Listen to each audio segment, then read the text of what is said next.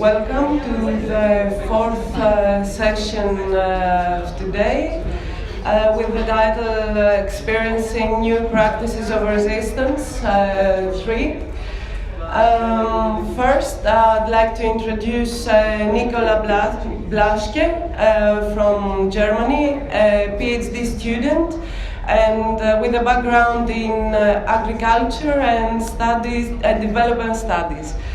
Her paper has the title Understanding the Emergence and Role of the Food Sovereignty Movement as a Counter-discourse by Conducting a Foucauldian Discourse Analysis. Thank you. Hello everybody.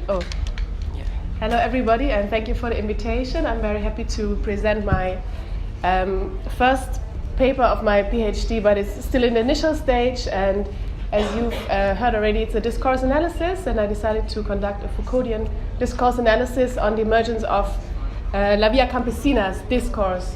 So since I'm not done yet with this paper, it's more about the methodology than about the actual application, but I've just tried to apply it a little bit, so maybe you can give me all types of inspirations and feedback. I would be very happy to just know your thoughts. Just approach me later on. I'll be very happy.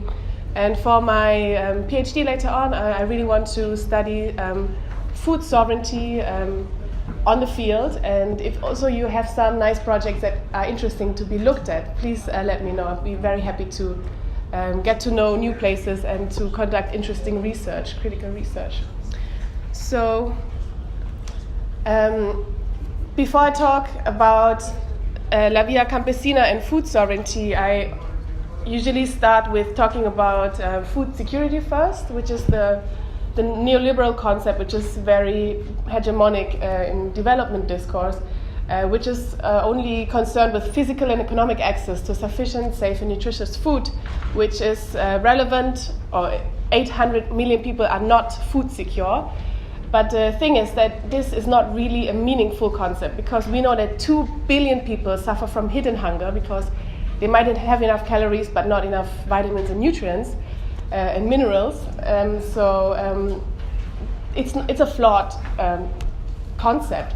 So questions remain unanswered, like who is producing food, how are they producing, what happens with the benefits that are produced, and who gets those benefits. So food sovereignty is a concept that tries to answer more of those questions.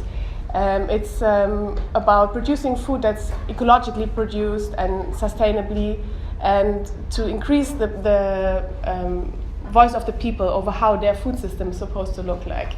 So it's more like a genuine type of food security. Also, it has a lot of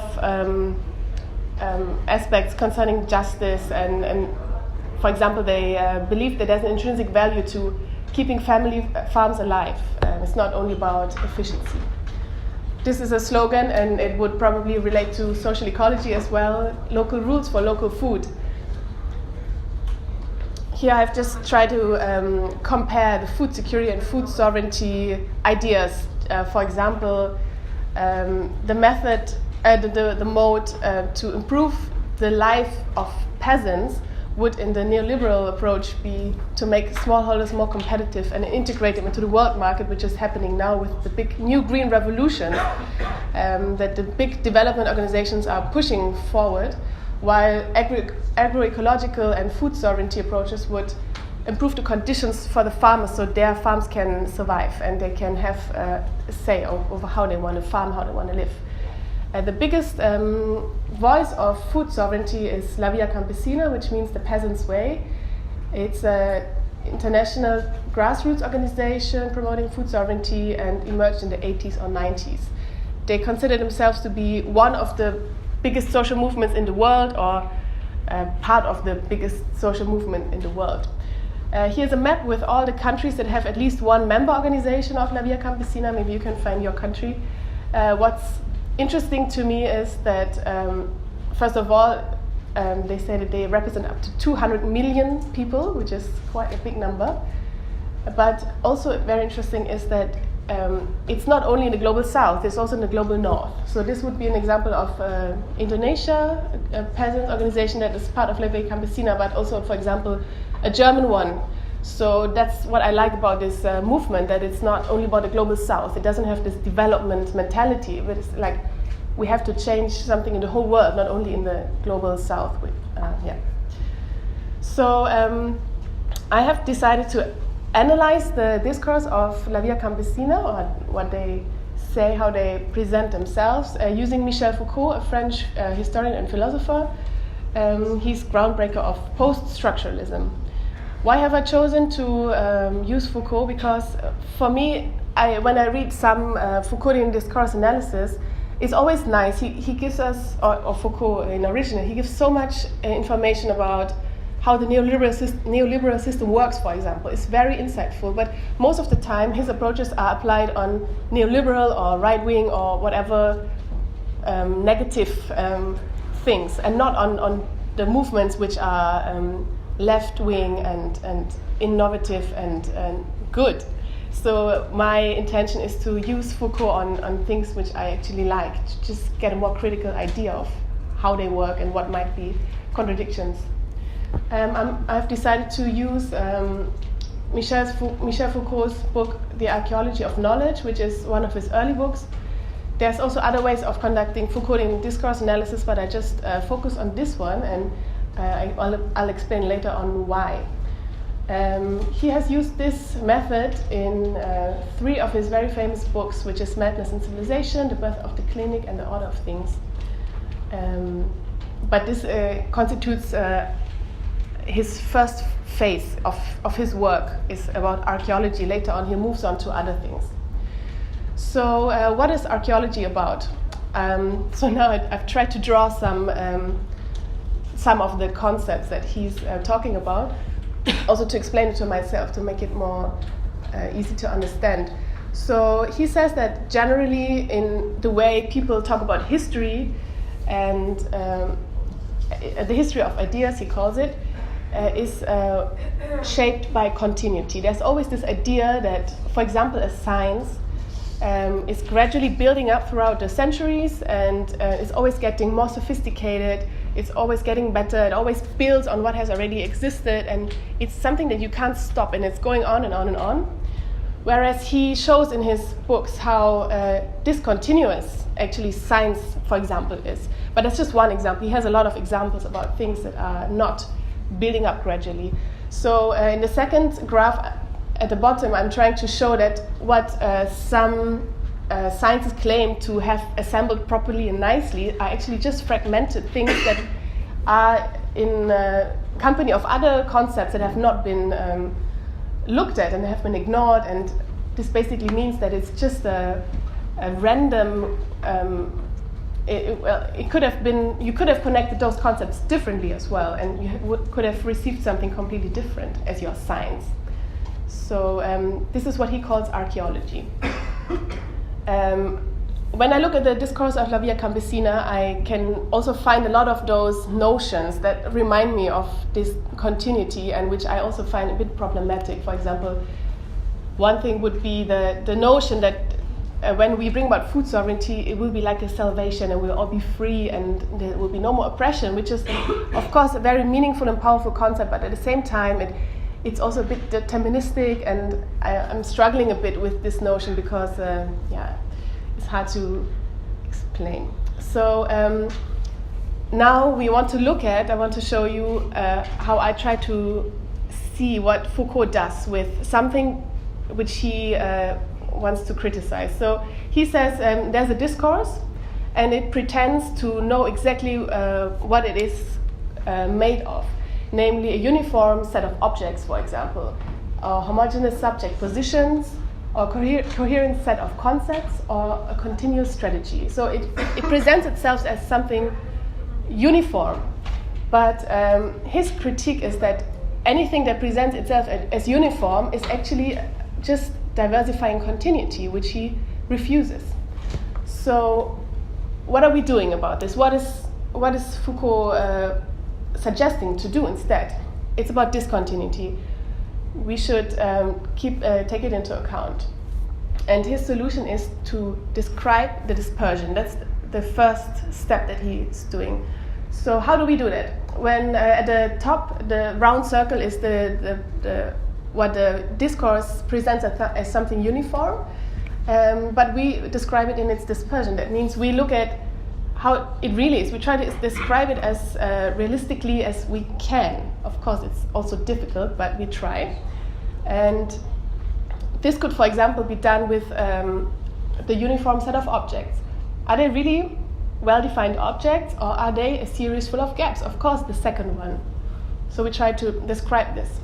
I've just tried to take the object, the peasant, for example, in La Via Campesina's discourse, which is described as an authentic peasant that lives on the countryside. It's quite a cliché story that they tell in their official documents, for example, and not taking into consideration that a lot of peasants nowadays are already integrated into the off-farm work, and they have to, in order to survive, be incorporated into the capitalist job market. So by not really saying those things, they create an object which is actually not true.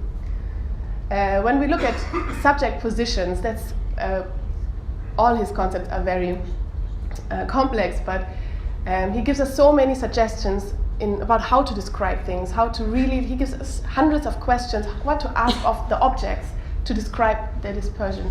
So what the subject, in the case of subject positions, we can see that the people talking, the people who can use the La Via Campesina language is not only farmers, but also academics, for example.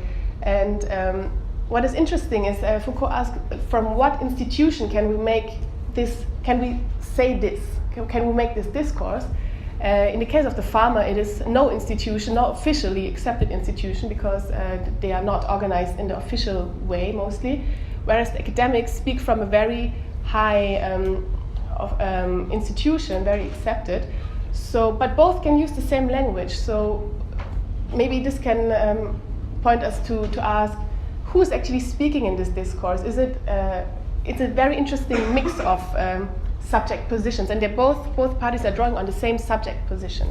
This gives a lot of ideas to think about. Also, a coherent set of concepts can't be found in the La Via Campesina discourse, because there are concepts that are very difficult to be linked together.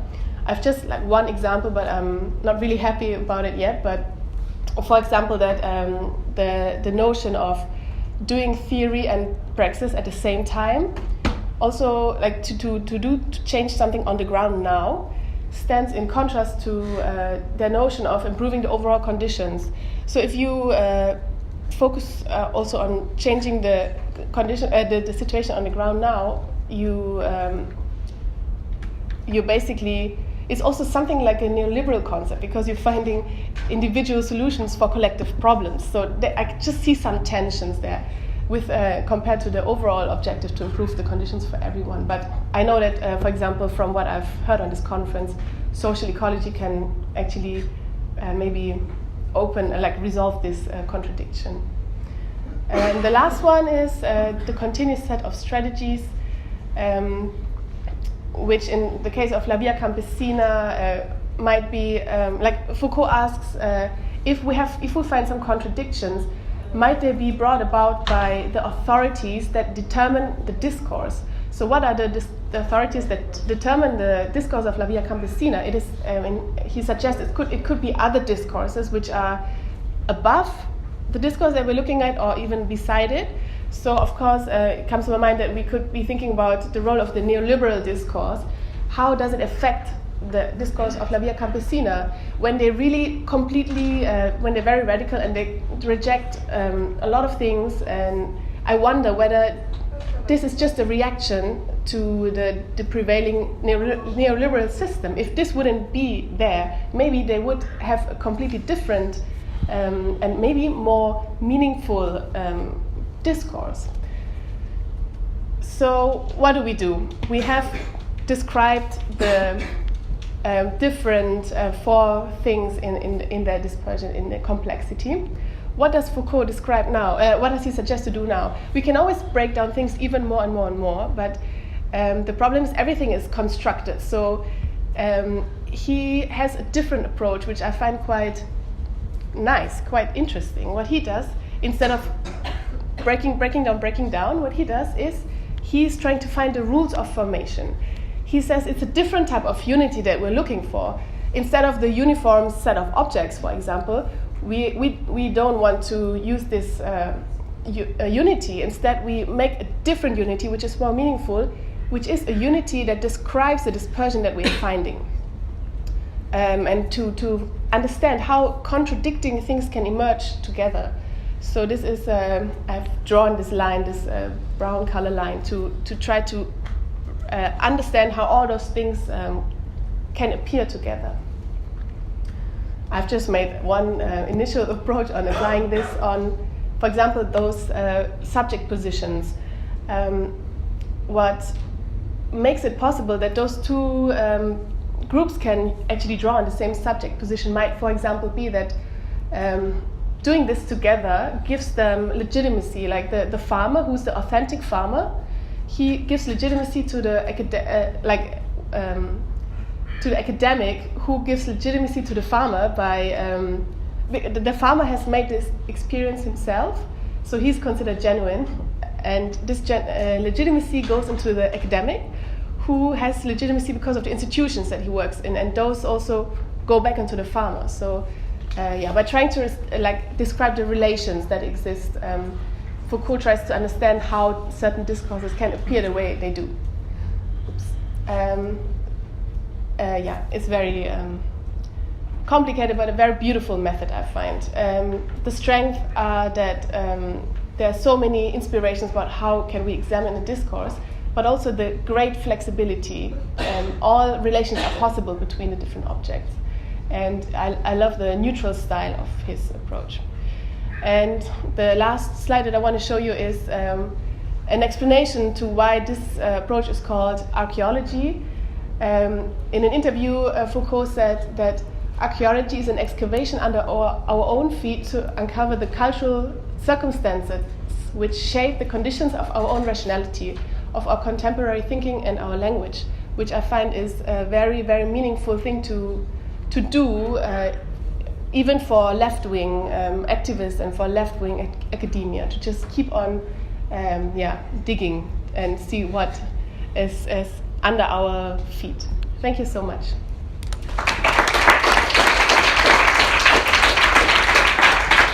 We have to thank Nikola Blaschke for this introduction in the role of food sovereignty through Foucauldian analysis. We're going to Theo Rouhette with the title Social Ecology, Yellow Bus, an Emerging Municipalist Movement in France.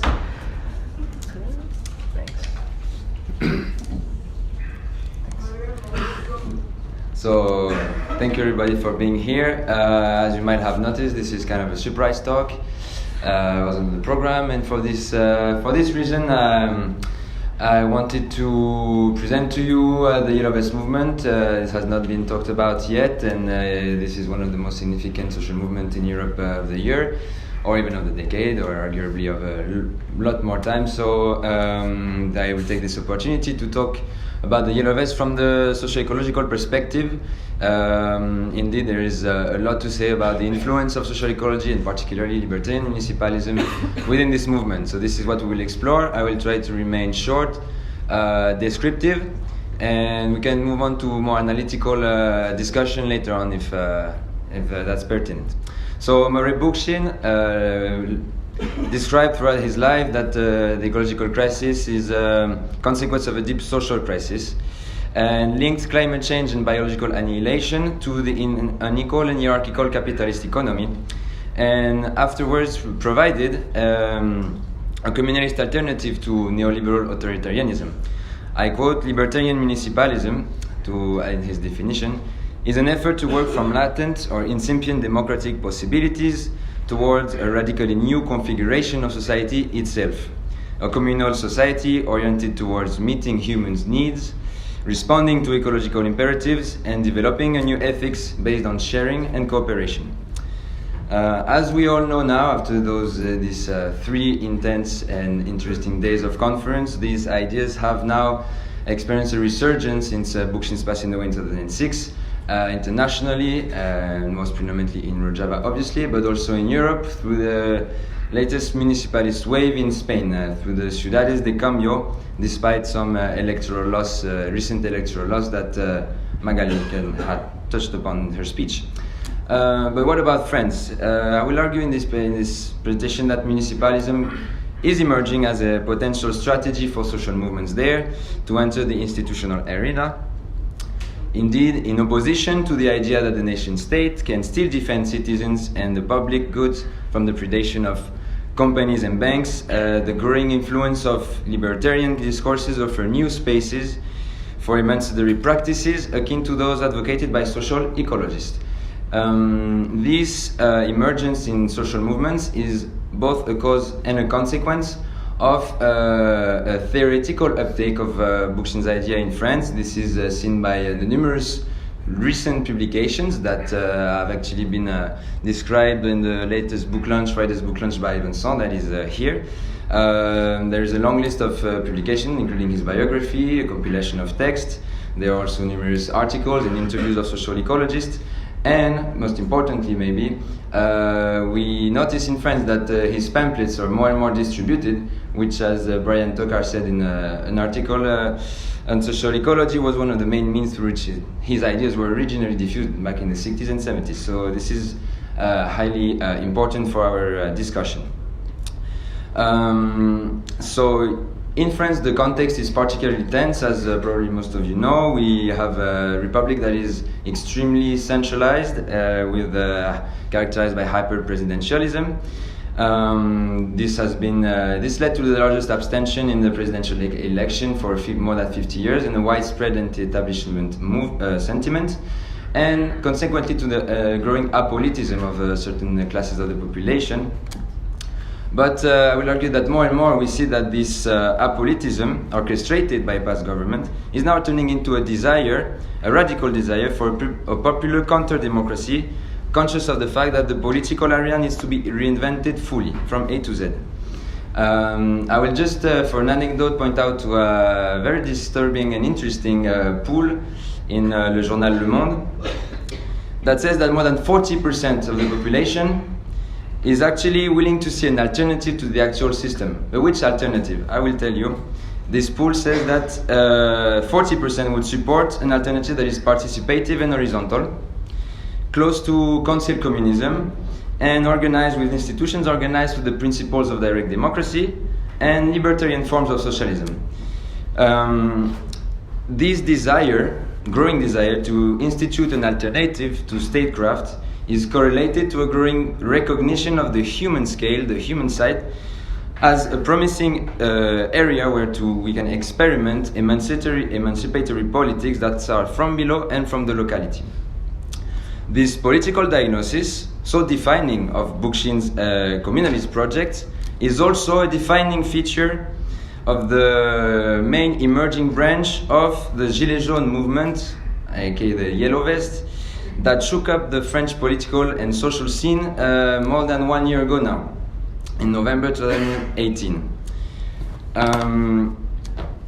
If I had the time, I would go on and explain a bit more about the municipal context of France that is full of interesting experiments, like in Saillant and in Grenoble. This was touched upon also in the conference. But right now, I will focus on the Yellow Vest movement. So, the Yellow Vest movement started from a tax revolt and quickly escalated into a general protest against the Macronist government. The site of struggles of this movement is of paramount importance because it shows and demonstrates the importance of the movement from the very beginning of meeting face to face and to occupy roundabouts.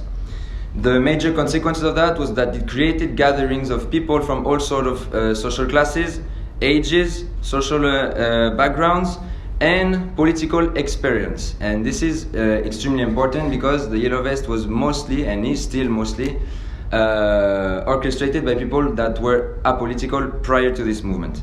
So What this has created very strongly on thousands, hundreds, and probably thousands of roundabouts all over France is what, from a social ecology perspective, can be seen as the premises of a renewal of citizenship that occurs through the spontaneous formation of solidaristic and educational social bonds. So this is the first characteristic of the beginning of the Yellow Vest movement. The second one was the systematic rejection of all forms of representation by potential leaders within the movement, with a lot of self-critique about those figures, by the way, all political parties and all forms of political mediation. And therefore, very quickly, the movement central ethos became characterized by democratic self-government, logistic autonomy on the roundabouts, and decentralized coordination of local groups. Most importantly, in this discussion, is that at this point, 80% of the French population was supportive of the movement and of these characteristics. So what we saw was that in 1 month or two, a young social movement that started from a tax protest in a few months had stimulated political sociality in roundabouts and rejected all form of representation. It is in this very fertile and heated social mobilization that the Gilets jaunes movement will then both unconsciously and explicitly adapt a libertarian and municipalist approach. But why and how did this happen? Well, if you look at the detailed history of the movement, we will find that Bourchian ideas have had a very important role behind the scenes in one very strategic location. For the ones that have been interested in the story of this movement, you will probably have heard about Commercy. Commercy is a small town of 6,000 inhabitants, where the first call for the creation of the Assembly of Assemblies was formulated. But how did this happen? This is very interesting. One day a Belgian student came to Commercy knowing about communalism and the experiences of Rojava and talked to a collective there for a random night gathering like we could have at any time, at anywhere. This collective then was of a primary importance of the organization of the Yellow Vest movement when this happened in Commercy. And through this collective, libertarian municipalism became the main revendication of the Yellow Vest of Commercy, which led them to formulate what will remain called l'appel de Commercy, the call of Commercy, that called throughout France for the establishment everywhere of citizen assemblies. So their slogan was nothing less than power to the people, by the people, and for the people. And the call affirmed that long live direct democracy, no need for regional representatives. So this call was heard and led to the first Assembly of Assemblies of the movement that gathered approximately 80 delegations from all over France. And delegation here is a word that is important because it is reverse of representation, and in the social ecology theories, this is a paramount importance. This initiative received international support from Chiapas and the Zapatistas. This is important also. And the final call declared that there was a necessity to organize democratically, autonomously, and independently. Since then, there has been two other Assembly of Assemblies, and the fourth one will take place next weekend. And we will soon reach the 52nd week of mobilization, which will be the birthday of the movement, and is watch out what happens there in France. So, through this Assembly of Assemblies, while there were still reasons prior to doubt about the overall radicalism of the movement, these assemblies and their content have established that the radical orientation of the movement, while still maintaining, and that's part of the contradiction we actually talked about also during the conference, maintaining a more consensual demands for fiscal justice, low income increase, and the protection of public services. One of the characteristics that quickly emerged was the link between the ecological struggles, the climate change issue, and social inequalities, And one of the main slogans of the movement became La fin du mois, la fin du monde, même combat, which stands for the end of the world, the end of the month, same struggle. So,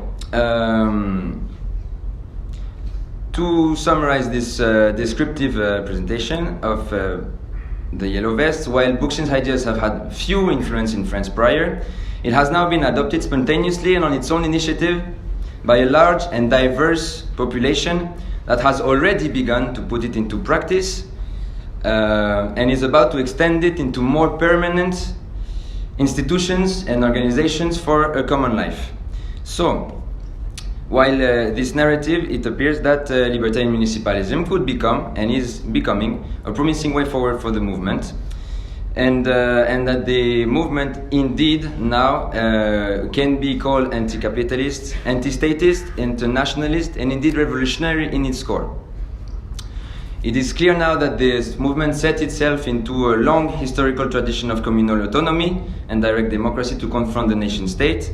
And this tradition has been deeply investigated by Murray Bookchin and many others through the books on the Spanish anarchists, for example.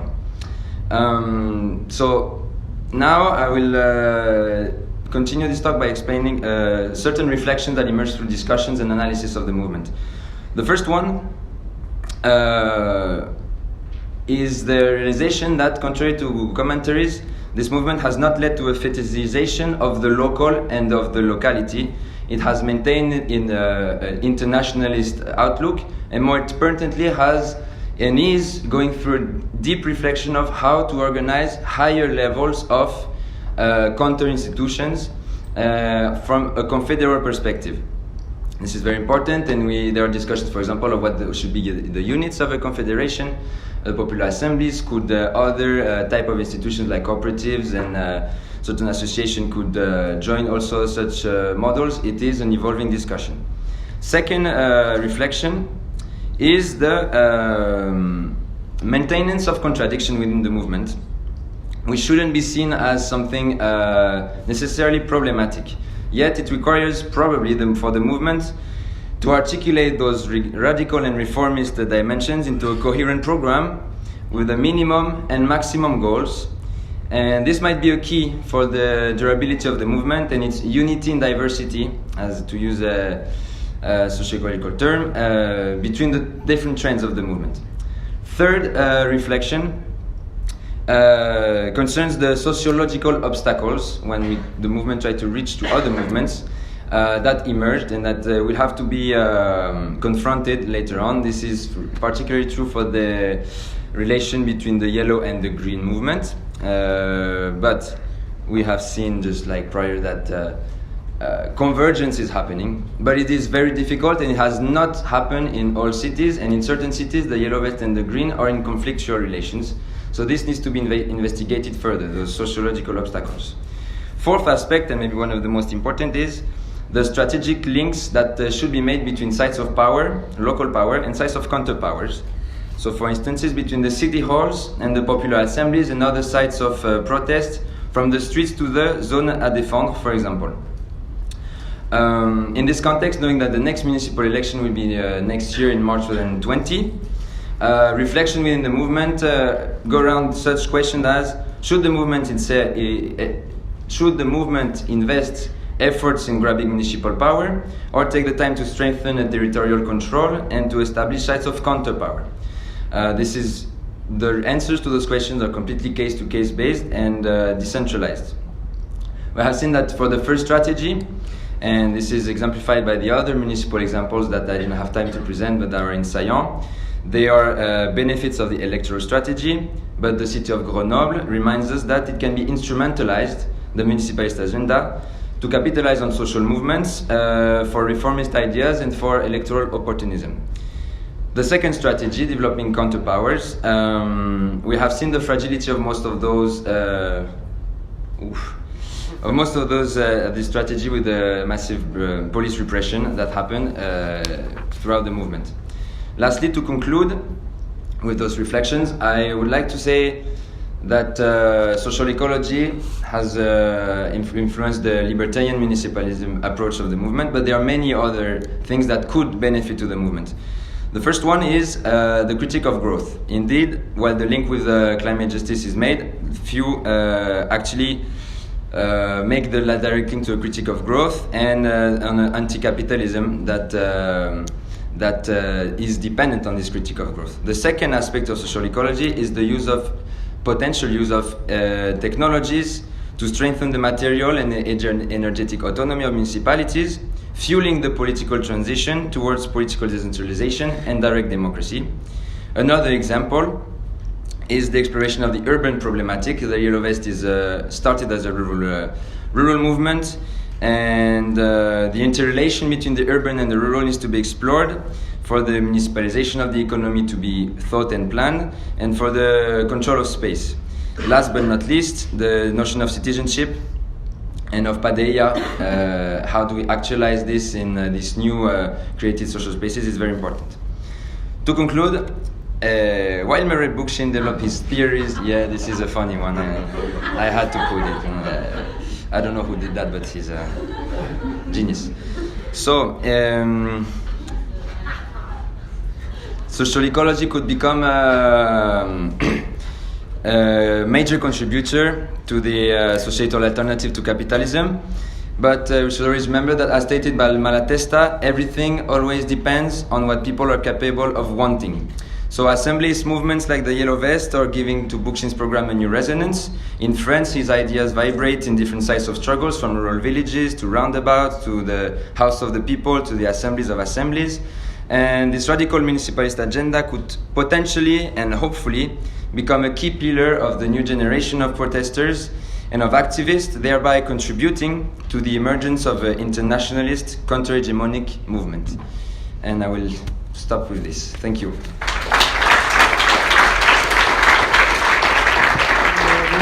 Theo Rouhette and say that he has a background in ecology and biodiversity, interested in social ecology, first in Montreal and then in Europe as a member of Transnational Institute of Ecology. Now, our last speaker, Yuliya Moskvina, is going to talk about the power to create and the resistance to creation. She is a PhD student at Charles University of Prague.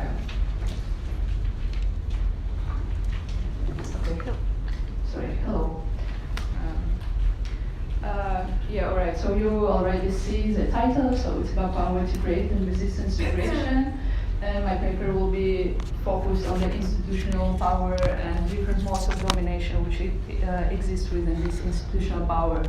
And I'm going to speak about Autonomous Social Center Clinic in Prague. Maybe you heard about this a lot already from Arnoš Novak, who also comes to these meetings.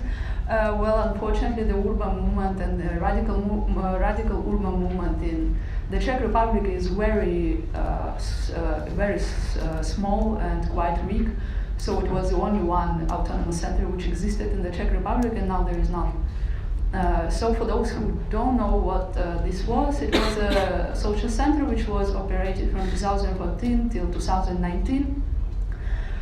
So the building was in the ownership of the state, and mainly in the ownership of the Office for Government Representation and Property Affairs. Then it was transferred to another state department, which were railways. And this is actually quite ironical, because exactly this office has to take care of all the buildings which are in ownership of the state, which it never did so well. They firstly had an agreement for 1 year, and the agreement further was not prolonged due to the newly found documents. They actually arrived with some certificate of acceptance, which proved that this house might be used only as a hospital, and it cannot be used as any other sort of building, as well as it cannot be used as a social center. So it was a main obstacle, and after that the collective proclaimed civil resistance or civil disobedience, and they stayed there until 2009, when it was finally evicted by a private debt collector, so it wasn't evicted by police. And several times they wanted to transfer the building into the ownership of Prague, because in the municipality of Prague there were some allies, some political allies, mainly Green Party, which was supportive to the project, but it also failed because of the alleged transfer into another property of the Ministry of Work and Social Affairs. So it actually gave an impression that the building is not abandoned anymore, so there is a plan for it, and you guys cannot stay there. And actually, by this alleged transfer, which appeared to be lie after some days, the petition of 2,000 people were blocked. So it blocked democratic action, basically. So this is the case, and now I'm going to say some words about theory and method. So this is a heuristic one-case study analysis, which means that it serves to create some new theories about social reality. As my theory, meaning ontology, epistemology, and the method, I use pragmatic sociology of critique, which was developed in France by Luc Boltanski, Laurent Thévenot, and Chador Renaud. This approach focuses on the analysis of public disputes. So for those of you who is aware of what Arnaud Novak is writing about, he's writing about urban social movement and its autonomy, while I'm interested in the conflict between this autonomous actor, autonomous critical actor, and institutional order. So both critique and institutions are in my analysis. And I'm very interested in the modes of domination of an institutional order in different types of disputes and of types of critique. And what I say that there are different modes also of valuing the space. So the question is also, how do people give meaning to the space? It might seem a little bit confusing now, but further on I think you will understand from this presentation. And so, particularly this case actually took place in 4 different arenas, which was bureaucratic arena of dispute. It was a dispute between collective and between the state. Then media, so it was how all these arguments were functioning in the mass media. Then it was legal conflict, so it is a conflict in the court, and political conflict, so it's a conflict with politicians, mainly analyzed through the analysis of public assemblies. So as for the first one, as I told from the very beginning, they didn't prolong the agreement with the social center because of the apparent thing that this building cannot be used in other way than a hospital. Other arguments which were used by the state officials were that to have, for example, cafeteria or to have a children gathering, you have to fulfill this and that regulations. This is the regulations to hygiene, regulations to safe, regulations to use electricity and this or another way. And this type of valuing of space, I call space of regulation. It has a very long history. It actually comes from the Middle Ages and from the time how institutional order tried to secure the space and tried to implement all this sanitary, hygiene, and other regulations. So it has a very long history. And what was the reaction of activists of a clinical collective? They told that there is another mode of valuing the space. It is a political space. So now look, we have actually a petition to support our project, which was signed by more than 4,000 people. It's a different petition also from the first I mentioned. And we think the political will is above these technocratic regulations. So this was the argument with which they lost. Because space of regulations is supported by the semantic violence of institutions. So institutions, at this case, show us they have an endless ability to create new and new documents that prove their truth.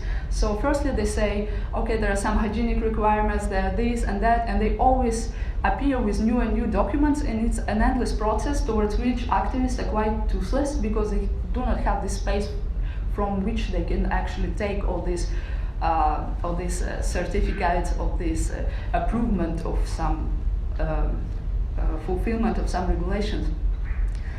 And and in the end, this idea of space of regulations actually served as a means to finish the whole project.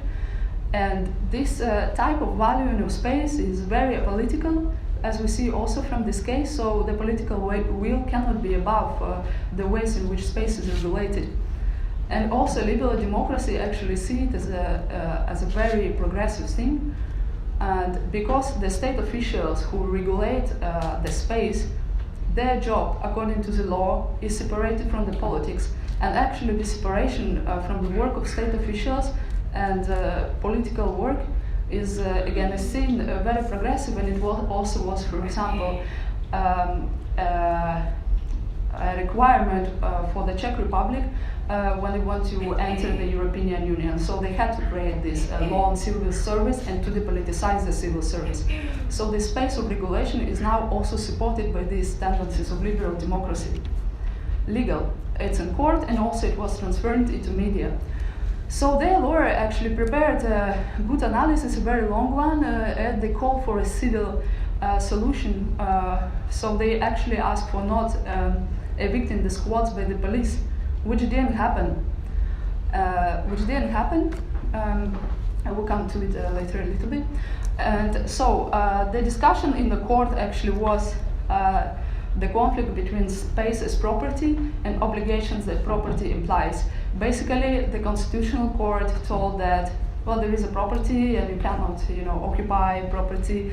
And the activists told that the state property is something very special. It's not private property, and actually it implies some obligations, and the state is obliged as a good manager, because there is also a law which says that the state has to be a good manager. It obliged the state to take care of it, and it cannot be abandoned. And they also lost with this argument. And these arguments from the from the court, they were transferred into media discourse, and two conflicting modes of value. The space was space as property, so everything is basically property. There is no difference between state property and private property, so there is only one type of property. And space as usufruct. So it is also a concept from Bookchin. This is what they were arguing in the media a lot, that we can have this property merely on the fact that we are already using it. Look, we have a very nice project, we work with neighbors, it's already functioning. Why you're pushing around with this idea of property all the time? But of course, this idea, space as usufruct, it doesn't exist in legal law, in legal language, so it cannot be transferred into the court. So the civil solution in this case took a form of initial fine, which was 60,000 euros, and this fine was a fine for eviction of this house, and also it was a fine for one person. And so now what we see actually that the institutional order can really grasp the critique, which was a critique of police intervention and police violence, and it can throw up something totally different, but it is also violent. And this is, here I use this term economic disciplination. It also relates to Foucauldian discipline and punish. And this economic disciplination is also very invisible. So they don't have police which is like marching and want to evict the squad. They have just frozen accounts. It's apolitical because it makes a collective resistance impossible. There is not a collective which got this fine, but it's like several individuals. So it's also fragmenting. But what is more important, it calls for new tactics of resistance, because the tactics which were used in this case, it's a physical body which were like protecting the space. It didn't have such much meaning, and it was quite not understandable for public why they're still staying there where non-police is coming. So the third arena is political arena, and it was a dispute between municipal and state politicians. During the public assemblies, when they want to protect their cultural center and somehow present it, they were using the idea that it's actually a very nice, cute cultural center which provides services. So these were arguments were used during public assemblies. And in the media, towards the politicians, they were using a lot the critique of inefficiency of the state. So it was basically, okay, look, state has abandoned buildings, so many abandoned buildings, and we want to organize social center here. So the state is inefficient, and we are more efficient than the state in actually working with urban space. What is peculiar about these two arguments is that how the topics of housing and indebtedness were not so much covered in this discourse, and these two topics of housing and indebtedness are really acute in the Czech society now because of the economic actually disciplination. Well, and here I also took the citation from the interviews. When the girl, the activist, she said that, Klinika, I asked her, where did you take all these arguments? How did you build your critique?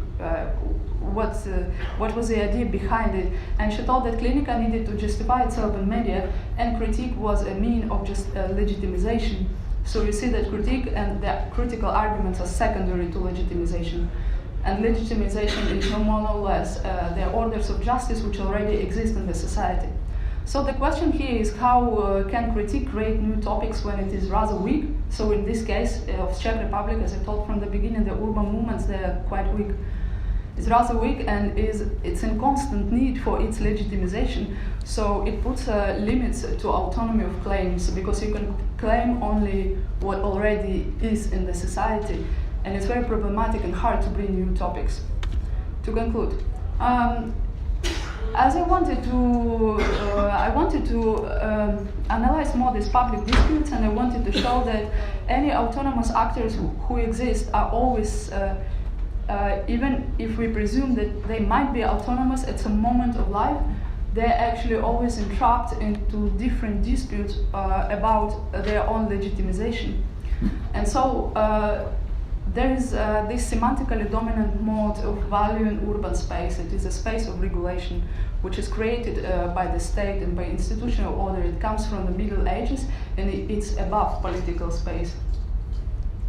Liberal democracy further depoliticizes this type of value in this space, or how actors give meaning to this space, because of this law on civil service. And this remains in the authority of the state, because I believe it is also connected to biopolitics, which means that all this regulation to hygiene, safety, to how do we use electricity, how, I don't know, how many toilets do we have, what do we have to make a children garden or cafeteria, this have its roots in the creation of biopolitics, and state has an ultimate role in the creation of biopolitics. But there are also things which state outsource to the capitalist order, for example, economic disciplination. And actually, economic disciplination happened in 2001 when Czech parliament issued a law which states that those who will be collecting debt will be private debt collectors seeking profit. Instead of the court debt collectors, like state debt collectors who exist before. And this was made because the enforceability of law was very poor and very weak. And actually there are statistics which are showing that during the 90s, the enforceability of law regarding the debt was 2 or 3%. And now they see it as a big success that there are actually almost 10% of Czech population who are indebted.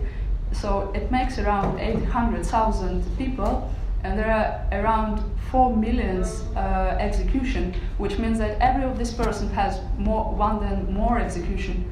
And this is where the roots of this economic disciplination coming from. But in this case, it was used as a punishment towards activists, and as a punishment for using the space and for trying to create this new value or new mode of valuing of space, which is space as usufruct, again, using Bookchin terms.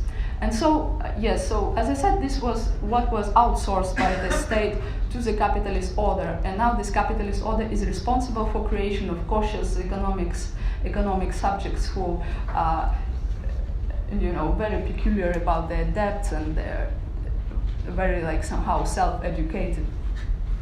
And the third thing is limitations of what could be said in the public debate and also with politicians, because what could be said is limited, but what seems to be just and important in the public debates already. And this is what I name limitation by the orders of justice. And orders of justice, I borrowed it from pragmatic sociology. That's it.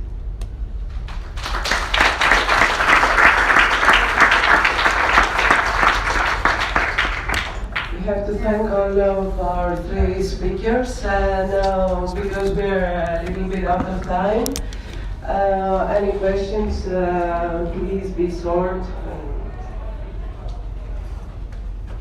Anyone who has a question, who wants to speak?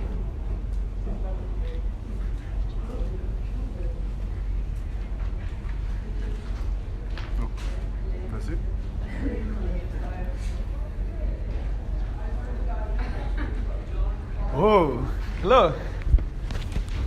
Hi. Thanks for your presentation. I have a question for Yuliya. I was trying to link with the first presentation, the first day, from Ines, about the possibility of rejection of the state, because in this case it seems that Clinica accepted the fight in the court. So I don't know if you think that a rejection of the state, maybe things can have been done in a different way, or you speak about a future past that doesn't exist, so, but I don't know.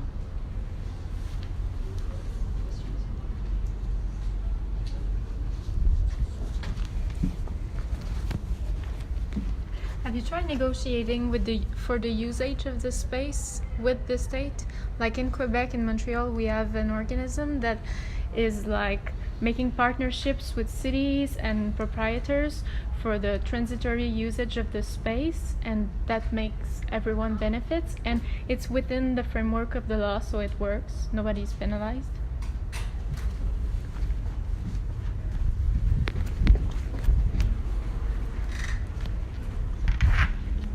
Okay, about the Gilets jaunes movement, just one question. What is your take on the social differences that are behind the misunderstandings between that movement and the Green movement and other movements?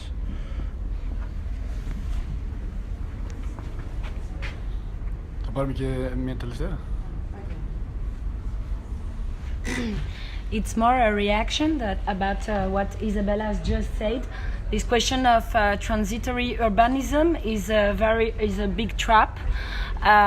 It is very used, for instance, by the City Hall of Paris, which is negotiating transitory occupation with very precarious contract for associations of movement that are from the solidarity economy, for buildings that where there is a project, but in between, in the transition, citizen collective answer to call for proposals, and they are habilitated to stay in these buildings.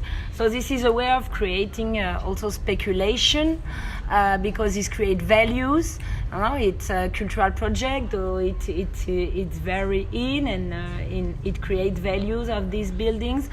And afterwards, the people, for instance, the migrants that are allocated in him, or the artists, are very precarious because they are evicted totally legally after the end of the contract.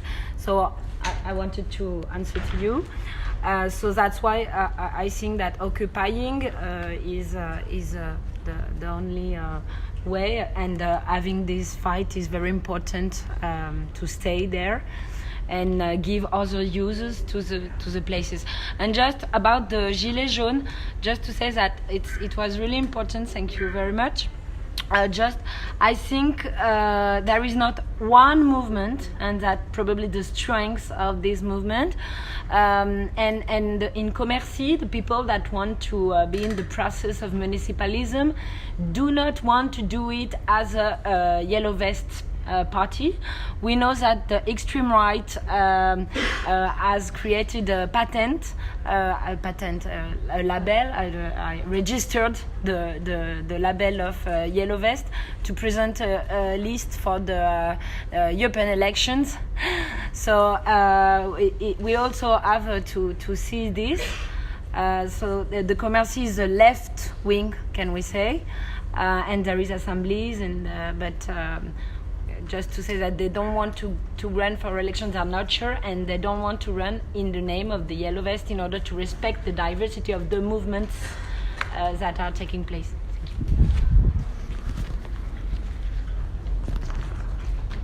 Okay, as for the first question, I want to make it clear. Of course, they were making autonomous politics a lot. This is in my research, I just wanted to show a different perspective of how do we analyze actually critical actors. That the critical actors are in this constant conflict with the order and they try to legitimize themselves. But of course there is a big bench, and Arnaud Novak is writing about this. So it's like two complementary sides. He's writing about radical autonomous politics, about how these public assemblies work, how do they create autonomous space, how do they define their own understanding of politics. And this is very important, but exactly my research is not about that. It's about how critique participates in these disputes with order. Yeah, and another question was about the transfer. Well, there is also a thing which happened, which is maybe so-called like refugee crisis, or it might seem a little bit irrelevant, but the thing is the Czech Republic and Czech politics was very hostile.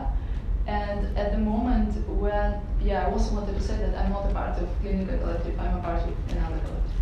So I'm not a part of this collective, I'm a part of another collective, so I cannot say like if we were doing, because I was doing presentation only. So the thing which happened in 2015 with the refugee crisis, that there was a very big conservative backlash in the politics, and it was so big, so it also like took Clinical with it away. You know, so the state just, they didn't want to prolong the agreement, and the activists, they actually attributed to this conservative backlash because they were doing very big in the Czech Republic, maybe the biggest collection for refugees, and it was seen as very controversial from the state. So this negotiation was, I mean, it was almost impossible, but what they wanted to do, they wanted to transfer it on the level of municipality, because there were politicians who were supporting them, like I said before, Green Party. But again, this transfer didn't happen. It was a very, I don't know, it was a very peculiar demonstration of naked power against democracy, because so they collected a lot of signatures, like more than 2,000 signatures, and they brought actually this topic to the public assembly of the municipality of Prague. But what happened then? Some guy from some ministry just appeared, and he told that this building 3 days ago was transferred to another department. They have plans for it, so forget about the transfer to municipality, because you know, now it's a Ministry of Work and Social Affairs then. And as I told, then it appeared to be a lie. It was just a trick. But this is exactly what is semantic domination. It's like this constant ability to create these documents and some improvements of something which can limit the democratic action. And this is, unfortunately, it's embedded into institutional order. Activists or people who are like non-institutional left, they don't have such an ability to create these things. And it was done several times by the state, so it's maybe very characteristic for the Czech state.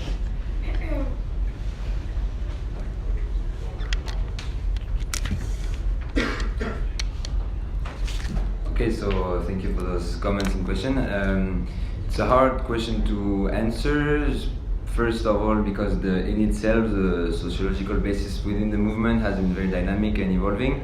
At the beginning, across the political spectrum, everybody was protesting against the new tax, the rightists also, and slowly they drifted away from the movement, seeing how it was evolving. So it's been very dynamic on the first hand, and on the other hand, indeed, as you mentioned, there's not one movement. There are thousands of roundabouts and many local groups, and through this collective process of assembly of assemblies, they have still created, I think, an identity that is again leftist and radical in its core.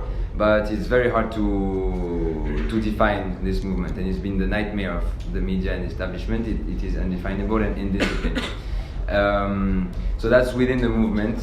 There is complexity enough, sociologically speaking. Then in relation to other movements and initiatives, just from my own experience, when we mentioned about the Green, for example, I've had one yellow vest, actually, when they told me, look, when we are called to join other protests, we go there, we support, we help, but the reverse is not always true, and we sometimes feel fooled by the climate march protesters.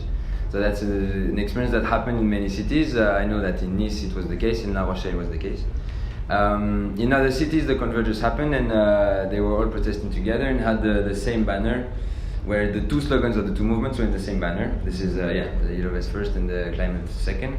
So yeah, there's no, again, rule with this relation. So that's with the Greens.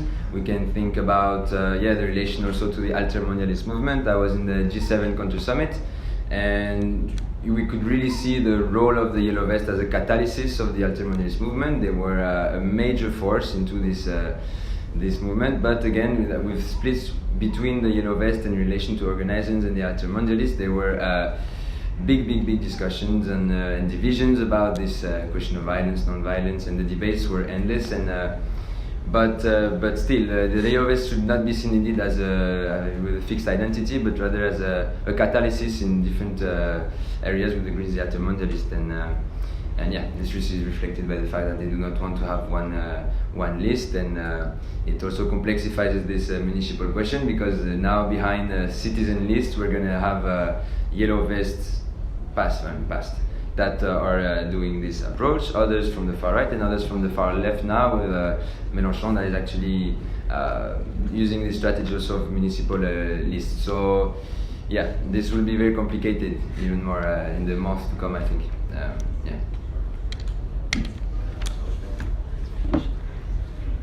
Okay, now we'll have a 10-minute break. Thank you very much, and be back with Grand Talker and climate justice and the politics of resistance. I did mention